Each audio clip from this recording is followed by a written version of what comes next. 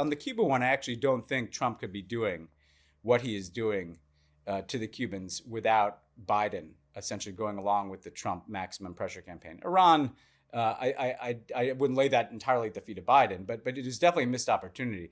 And I'd say the Kamala Harris comment was crazy to me. I mean, how can you look at Russia and China and say somehow Iran, this kind of medium-sized country on the other side of the world, is the biggest threat to the United States? Isn't that because one area that all Democrats have failed on, including Barack Obama, we'll come back to Obama, but Biden, Harris, the general Democratic foreign policy machine, liberal media, is even if they don't support bombing Iran, they supported the idea that Iran is this existential threat to Israel and to America in some ways. It's the number one state sponsor of terror. You always hear the same lines. There's never been a sense of challenging the premises that actually this is a country, it's an authoritarian dictatorship like many other in the Middle East. We do deals with all sorts of authoritarian countries. We don't have to be permanently at war with this one country. And I know the JCPOA was dealing with the nuclear issue, but there was also talk of them being able to discuss other issues that weren't on the nuclear negotiating table. Isn't the fundamental premise that they never addressed the premise head on, the leaders of the Democratic Party, that why are we in this existential state of like 40 years of,